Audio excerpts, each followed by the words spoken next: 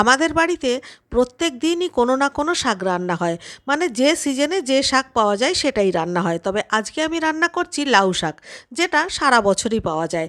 পাতাগুলো আলাদা করে রাখলাম আর ডাঁটাগুলোকে আলাদা করে কেটে রাখলাম।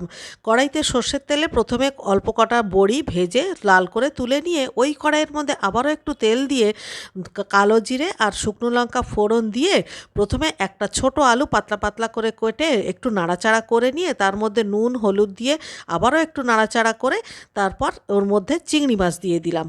চিংড়ি আর আলু ভালো করে ভেজে নেব। চিংড়িটা আলাদা ভাজলে হতো, কিন্তু চিংড়িটা ওর সঙ্গেই ভাজলে খুব একটা শক্ত হবে না। এবারে এর মধ্যে ডাঁটাগুলোকে দিয়ে দিলাম। ডাঁটা এরকম নুন হলুদ দিয়ে ভাজলে না ডাঁটার মধ্যে খুব সুন্দর নুন ঢোকে। এরপরে আগে থেকে গরম করে রাখা জল দিয়ে দিলাম। ঢাকা দিয়ে অল্প একটু সময় রান্না করব। ঝোল যখন ফুটতে থাকবে তখন পাতাগুলোকে দিয়ে দিলাম। পাতাগুলোকে দিয়ে এবারে ঢাকা দিয়ে না মাত্র ৫-৬ মিনিট।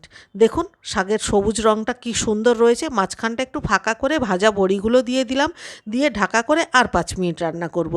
এবারে ডাঁটা, শাক সমস্ত কিছু সেদ্ধ হয়ে গেছে। এক মুঠো চেরা কাঁচা লঙ্কা দিয়ে আবারও একটু নাড়াচাড়া করে মিশিয়ে দিলেই দেখুন ঝোলটাও কমে এসেছে, রান্নাটাও একদম কমপ্লিট।